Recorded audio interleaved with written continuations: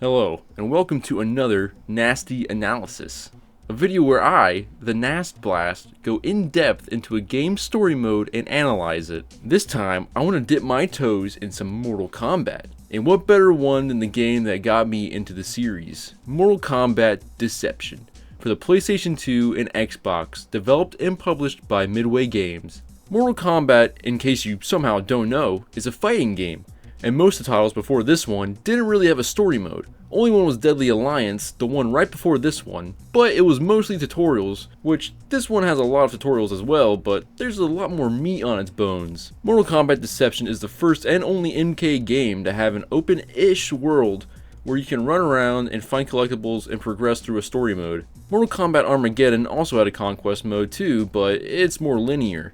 I saw a lot of people make videos about this game around when the new MK game came out, which is MK1, which is actually MK12, a little confusing, but anyway, a lot of people compared it to MK Deception because of Deception characters that were brought back after years, and parts of the story mode that mirrors Deception, like the inclusion of the character Damashi. And even before the game came out, they were hyping up a new mode that looked like you got to explore a 3D environment. So people were excited Conquest mode may have been making a comeback. However, that wasn't the case. Originally I was going to make a video about this game around then too, but it seemed a little saturated at the time. Now that MK1's been out for a while, and I reviewed my footage and gameplay, I have a little bit of a different opinion on things. So yeah, I don't want to waste any more time, and I just want to get right into talking about the actual game of Mortal Kombat Deception.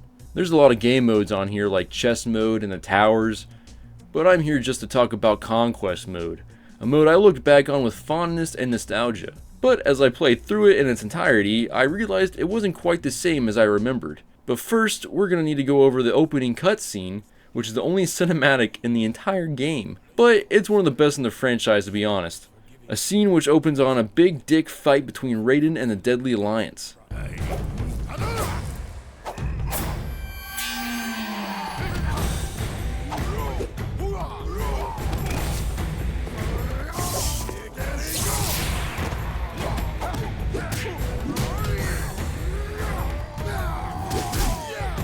Raiden does pretty good, just about eliminating Shang Tsung if not for his Soul NATO bullshit.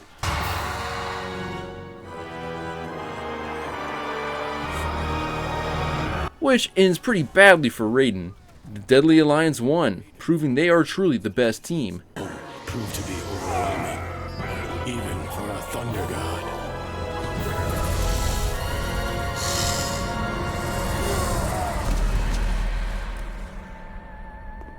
Raiden was defeated.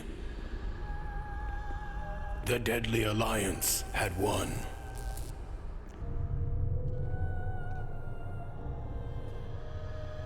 That is, until Shang Tsung glanced at Quan Chi's abs without saying no homo. Eyes turned on each other. The Deadly Alliance was no more.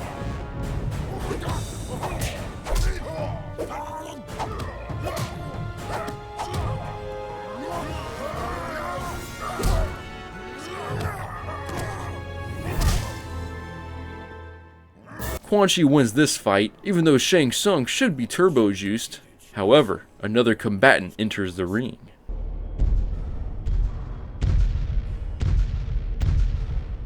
And that ruler had returned.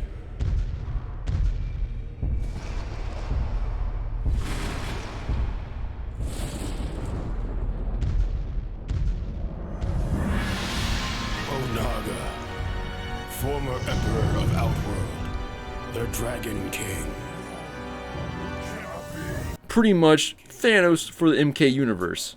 A character so strong that Quan Chi's green snot flame magic has no effect. Death awaited all who stood in his way. Well, good thing Shang Tsung was just sleeping around. Man was just a little too tired and lost his cool.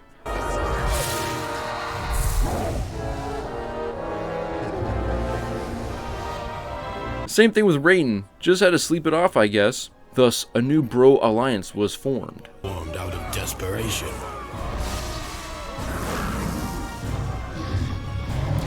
Sworn enemies joined forces to combat a greater threat.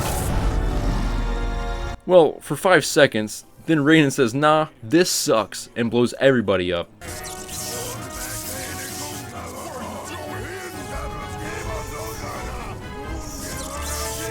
There's only one chance left. Sadly, it didn't do shit. This, however, is the future, and we're gonna go back a long time to the beginning to see just how things got so fucky. This is where the game truly begins. In a small village with some school kids engaging in some mortal combat. Now, you may see some visual glitches here and there, which is kind of weird. Almost like the game is being run on an emulator or something. But I have the physical copy of the game, so that'd just be weird, huh? Well, anyways, this is Shujinko, our main character. You got it, Shujinko. Go for the nuts. The bell rings just before we get to see a fatality be performed. While everyone's going to school though, Shujinko hears some grunting coming from a house and decides to investigate. Damn, that's a... Damn, that last guy.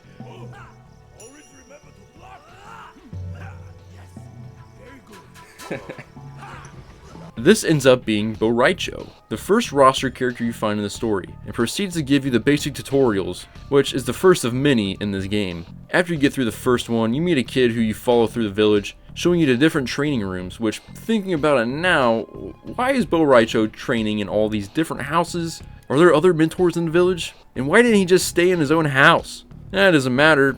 This is, however, the first instance where we get to free roam. Kinda. The village is very linear, and there are a ton of invisible walls. I can't go through right here? But you can go in most houses, and steal what little money the villagers do have to their name, so that's pretty cool. We also get our first look at some of the interesting looking NPCs. What the hell? Damn, he trying to get himself some sloppy. What the hell? Look at that. Bro, give me some. It's all fun and games till you get to the bridge though. Yeah, apparently we gotta pay a toll to use a bridge that goes across a pond so small you can walk around. Well, why is there even a bridge right here, man? Like, you could have just made the path go around the pond.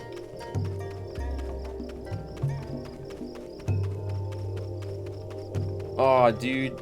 But since we can't, I figured we'd have to pay him by giving him money, which I'd already found a bunch just by stealing people's belongings. But nope, nobody tells you this, but the guard isn't actually looking for money. This fat fuck is only hungry, and you have to go around town to the butcher just to give him some ham. Ham. I love ham. Thank you very much. Makes sense. It's a weird mission to have considering there's no other point in the game like this and only halts the beginning tutorials. Anyways, once we cross the bridge and do more training with Boraicho, which involves hitting him with a sword, you make it to the village wall where Boraicho once again is waiting for you. But he says it's too dangerous to go outside, so he sends you back home. Yes, Master Boraicho. I will continue my training. As our disappointed protagonist waddles away, an avatar of light emerges in front of him. This is Damashi, an avatar of the Elder Gods, trying to find a champion to fulfill a quest for said gods. The Elder Gods are in need of a champion, one who will complete a quest to save the realms. Shujinko, will you accept this quest to save all that exists? You will be a true hero. What if I refuse? Then I will find another, one of your friends perhaps. And for some reason, he's choosing this like 13-year-old boy. Shujinko says fuck it, and Damashi gives him a unique power that allows him to absorb the abilities of other fighters. Kinda OP if used in the right hands. This allows Shujinko to go back and fight Boraicho. As you play the game, you unlock other characters that you'll have to play as, switching through the story mode. Boraicho is the first, so we'll be playing as him for the first few fights. Anyways, Boraicho is a pretty easy first fight, and in defeating him, he allows us to venture outside the gate. Just make sure you got all you want out of this village area, cause once you leave, you can never return. But once we do leave, we enter the first actual free roam area. But before we can run off and explore, Damashi shows up again to give us our ultimate quest. You must find 6 items of great importance. The Kamidogu. Think of them as tools of the gods. There is an impending doom that threatens the survival of all the realms. We must find all Kamidogu of the 6 realms. And the first one you need to find is the Earthrealm Kamidogu. But before we can do that, Damashi suggests we beef up a little bit and get some more training in. Who else but Bo Raicho to train us? It's not like we just had like 5 training sessions with him. Nope, you actually need a little bit more. This is considered Bo Raicho's actual training, which follows a repetitive formula every trainer session will follow from here on out. You have to go through a few different time segments, first doing basic combos with the 2 fighting styles of that character, to weapon combos, special moves, switch ups, and then ending with a real fight against that character. You'll go through this process like 13 times, and some of the combos you do are kind of ridiculous, especially if you're ass at fighting games like me, and are here just for the special moves. Good work, Shugenko. My ultimate technique. Some of the hardest parts of the game are these sections, and my technique isn't the greatest, but I assure I do get better as the game progresses. There are a couple times in my playthrough when something just clicks and I realize I've been doing shit wrong the entire time, but we'll go over that stuff when we get there. Anyways, after finally being done with Bo Raicho, we get a screen telling us that training with Bo Raicho took a few years. Around 5 years, actually. This is the first time skip in the game, and there will be quite a few as we progress pretty much through Shujinko's entire life. Shujinko is now around 18 to early 20s, I would say. Anyways, he's a man now. And as a man, Bo Raicho gives us his first mission, to recover his lost medallion. But before I did that, I wanted to explore a little, which is my favorite thing to do in this game. Good costume, I like it. This is Earthrealm. Most of it is forest and rivers with old Asian villages sprinkled here and there. I ran around looking for coins and chests. Ah! How could they do that? How could they do this? That's, oh my god, that's horseshit. And one chest was right behind Bo Raicho's house. But he had the shittiest and worst skin probably known to man. Thanks, Bo Raicho. I ended up finding a bridge that had Jax guarding it for some reason, who isn't even on the roster. He ended up being the first of many bonus fights you can just stumble into. This is one of, if not the only one that actually is guarding something though. Most of the time, you'll just see a character walking around and you can fight him. These fights usually suck though. Like in this one, the only way you can hurt Jax is to throw him.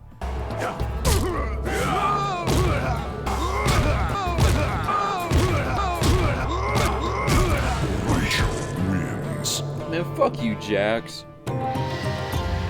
After finally beating the shit out of him, I found out he didn't even lead anywhere that I could go to yet. None shall pass. Ow! You motherfucker. I got a little salty from this and went back to continue the main story. The first objective is to find Bo Raicho's amulet. This leads us to this beach area. The guy that supposedly has it is here, but he locked it in his house somehow and some ruffians took the key. We of course go confront these thieves. He is much too old and weak to do that. Keep to your own affairs and you will live a lot longer. Yeah, that was easy. After getting the key and in turn getting the amulet back, Damashi shows up for the second time. I see. That is quite an impressive artifact. I suggest you keep the medallion for yourself. Do not return it to Bo Raicho just yet. Such an item will give you credibility among master warriors. I will do as you ask. Damashi starts to show his true colors a little bit and convinces Shujinko not to give back Bo Raicho's amulet, and suggests he should keep it because it'll make him look a little bit more badass. Shujinko barely argues against stealing his master of many years amulet, and continues listening to everything Damashi tells him to do. Huh, I wonder what the deal is with the name of this game. Shujinko continues wandering all of the 1 acre of Earthrealm looking for the Kamidogu, and stumbles upon the Lin Kuei temple in the mountains, the only area in all the realms that has snow. Since we have Bo Raicho's amulet proving we are a warrior, the Lin Kuei decide to recruit us. This leads to the second training session. Who else but the figurehead of the Lin Kuei, Sub-Zero. Now, I have no idea which Sub-Zero this is, because this is at the very least like 30 years before the first Mortal Kombat tournament, so it can't be Kuai Liang, the most common Sub-Zero. And most likely isn't the Sub-Zero from the first game, Bihan, because this guy already seems pretty old. If I were a betting man, this would have to be the Sub-Zero before them, which is a name that gets passed down, whether it's their father or just another cryomancer. Either way, this training sesh goes down the same way as the last one, only I kick Sub-Zero in the nuts a lot more.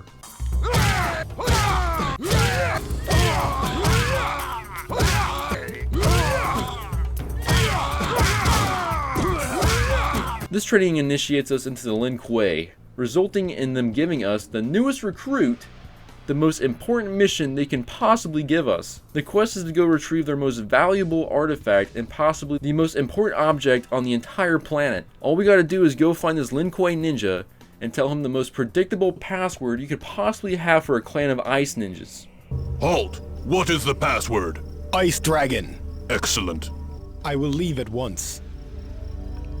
Damn, he's zoomed out. Where the fuck did he go? Turns out, it's the Kamidogu, an object that pretty much encapsulates the essence of the entire realm. Damashi then shows up just in time to tell Shujinko not to give that shit back to the Lin Kuei, and that he needs it for his quest. But the Lin Kuei... Must I remind you that your loyalties are to the Elder Gods, not to the Lin Kuei. Continue with your appointed quest. Shujinko is good with this and is down to clown. The quest now is to find Earthrealm's portal to the Nexus. And after finding the ancient Earthrealm portal that's just sitting out in the open, we finally make it to the Nexus, the portal hub of all the realms. After placing the Earth Kamidogu, a portal to the next realm opens up. And for some reason, it's the Netherrealm, which is basically hell. It's revealed by Damashi that only evil souls can withstand being here, which confuses Shujinko.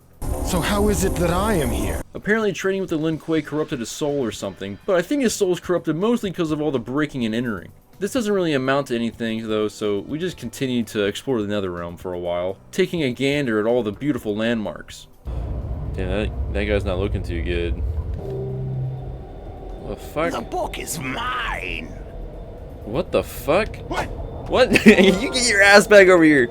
Also running into some of other MK characters that have side quests, like Shinnok, who lost his amulet a whole 10 feet away.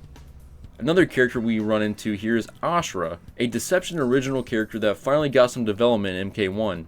But she's been a fan favorite for years, mostly because of her giant ass hat. Her character story is kinda cool too, I'll let her explain it. I am Ashra. I was once like the others, before I found the means to purge myself of the evil taint that permeates all who reside here. By slaying demons with an enchanted sword, I will gradually transform into a being whom this realm cannot contain. Eventually, I will be free. Yeah, well anyways, she becomes our third trainer, and as per usual, has some shitty combos you gotta learn. Oh shit! Oh, dude, that was so close.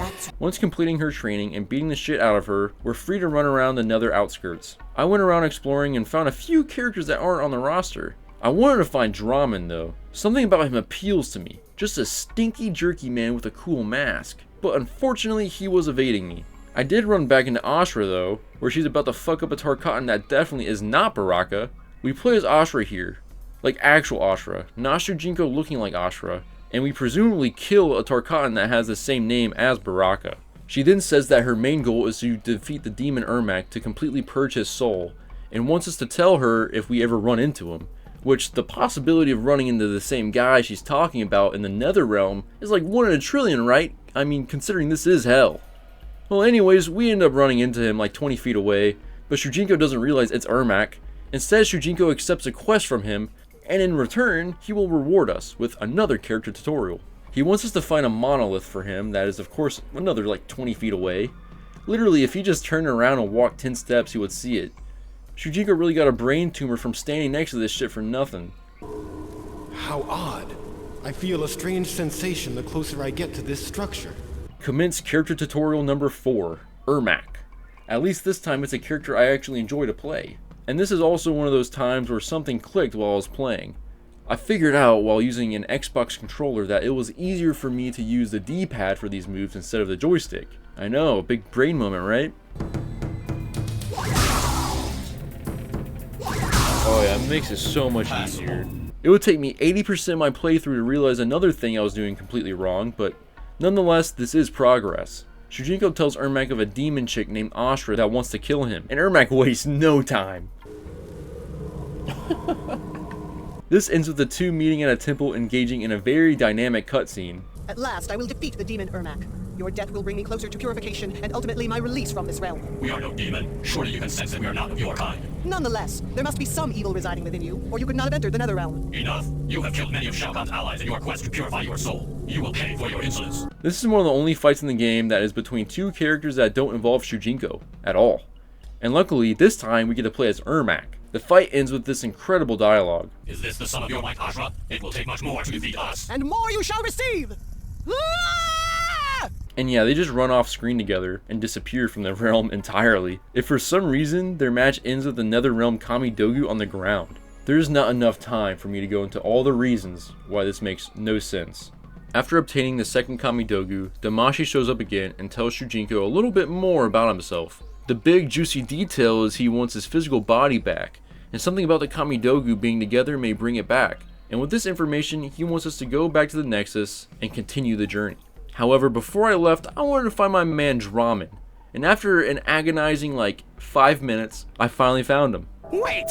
He must have captured food! I shall fetch it immediately! I don't really know what I expected his voice to sound like, but this was not it. On that note, I left the Netherrealm to continue the quest and go to the Nexus. Before we can see what realm the Nether Kamidogu opens though, Shujinko gets rudely interrupted by a new character. This dude's name is Monster. Stop where you are, intruder. I am the Elder God's chosen warrior. I have been sent to protect the Nexus from trespassers. Your presence has defiled this sacred place. Leave now, or face my wrath. You are mistaken. I am the Elder God's champion. Stand down. You leave me no choice. Prepare to be destroyed.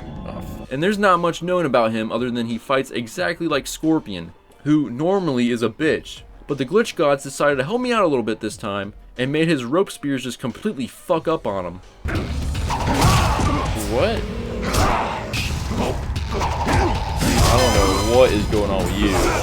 Don't do it, don't do it, don't do it, don't do it. Ah, you fuck! Round 2. Fight! Which, I wasn't complaining, even though I was Ermac, I'll take any help I can get. Especially since you gotta win 3 rounds with this guy instead of the normal 2. Ugh, fuck. Defeating Monster opens up the third portal, leading us to one of, if not the most interesting realm in this game. The Chaosrealm, a dimension that pretty much is never touched on again. Before we get to explore it though, Damashi shows up and explains some more things. Basically, Monster's full of shit, and you, Shujinko, are the Elder God's champion, so just keep doing what he asks without question. You're doing God's work. Afterwards, we run into the guardsman from the Order Realm. He attacks Shujinko and we get to fight as Ermac, which, looking back through the whole game, probably the character you get to play as the most, which, if it's going to be anybody, thank God it's Ermac. We kill the guard, and then finally get to look around the neighborhood. Sites that include weird floating structures and rock formations, lots of spikes and skulls, weird technological objects like teleporters, and cemeteries. Lots of cemeteries, one of which we actually need to go to progress the story. Here, Shujinko is randomly prompted to fight a Wraith, aka Noob Saibot, aka older brother Sub-Zero, aka this timeline is fucked. Also, for some reason, his skin changes colors when we fight him. Weird change, why not just give him his in-world model to match? Seems like a weird mistake. I mean, both skins are in the game for Noob, so just match them up. Shujinko presumably kills Noob Saibot, and pretty much for no reason. This doesn't progress the story at all, so why even have this match? Afterwards, I run into Darius a few years early and fight him in a weird bonus battle where there is a constant earthquake. Darius is another character that is originally from Deception, and has also made a comeback in MK1 as a cameo fighter, which, if you don't know, is more of an assist fighter than an actual playable character, but it's better than nothing. He's never really been a fan favorite character though, and didn't have much going for him other than looking like Blade. We are, however, about to meet the coolest character that came out of this game, and made a return as a full character in MK1. This is Havoc. Ah, a wanderer, eh? I am Havoc, a cleric of chaos. I would never think of confining a spirit such as yours. He is most well known for his brutal and unique special moves, most of which involve hurting himself in gruesome ways, like breaking his kneecaps, or my personal favorite, the torso spin. He'll of course teach Shujinko all of this, which is kind of wild when you think about it. First though, we gotta help Havoc out. See, the Chaosrealm is being invaded by Order Realm guardsmen, who want to contain the water, which the people of the Chaosrealm find sacred due to the way that water flows freely through the realm. If Shujinko goes over to the facility and defeats 4 guardsmen, Havoc will reward Shujinko with a training session, showing him how to break his own neck. This is the longest actual fighting segment in the game, where we fight copies of Hotaru 4 times over. At least we fight as the 4 different characters we've played as so far in the game, starting with Bo Raicho to Sub-Zero, then Ashura, and then finally Ermac. We make it back to Havoc, who is of course trainer number 5. He actually tries to kill Shujinko, but he just disguises it as a training session. Pretty funny. How could I teach you the way of chaos if there was an agreement, a structure to the lesson? Oh, I think I understand. I was learning from the unpredictable nature of experience, not from a structured tutorial. I did not realize you had no intentions of harming me when you attacked, and therefore I learned to adapt to what I perceived to be a real threat. You are correct, except I would have killed you if you had given me the chance. I was quite serious. This version of Havoc is far better, in my opinion, than the Havoc that is presented in MK1. Earthrealm shouldn't hide Sidon exiles. He's cool too, but this guy is more calm and collected, which is more intimidating. Wouldn't you probably be that way if you don't really have to worry about pain, and you can just break your back for shits and giggles? He's so cool, I can't wait to play as him in the next fight I'm in. He does appreciate our efforts though, and hands over a key to an ancient labyrinth, one of which holds the Kamidogu of the Chaosrealm. However, in order to grab it, Shujinko needs to walk through a pool of thick Mountain Dew piss. Magical Mountain Dew piss actually, because it actually ages Shujinko up again, and changes his clothes for some reason. Damashi shows up just to check in, I guess, and explains it wasn't just Shujinko, but time around him moved faster. Many years have passed since you first entered this realm. I suspect the labyrinth you encountered contains some time-altering agent. Time has passed, but you have not perceived it. Meaning that the real world kept going on. This is important. Say Shujinko was like 19 or 20 before. This man is like 35 now. 30 at least. It's been at the minimum like 10 years, and the goo changed his clothes. Why did it change his clothes? Damashi just tells you to continue the quest and go back to the Nexus, but I gotta explore this realm a little bit more. The vibe this realm has would probably be best described as alien. Mostly the weird otherworldly technology, especially noticeable when going inside buildings. Looks like what I'd imagine UFOs look like on the inside. Not to mention the teleporters and whatever the fuck these are. The fuck? Green sky atmosphere adds a lot to it as well. Well, I think it's time to move on to the next dimension. Making our way back to the Nexus and placing the Chaos Kamidogu opens a purple portal. Wonder what dimension the purple one could possibly be. Well, it'll have to wait till part 2. To keep these videos from being too long, I'm going to split up the deception analysis into 3 parts. If you enjoyed the video and want to see more stuff like this, let me know. And if you got any opinions on MK Deception, make sure to let us all know in the comments. Thanks for watching this far into the video, and I hope you guys have a nasty night. And I will see you next time. Peace out. Get out of here. Oh, fuck. One who is quick to violence rarely lives a life of happiness. Now you just made me sad.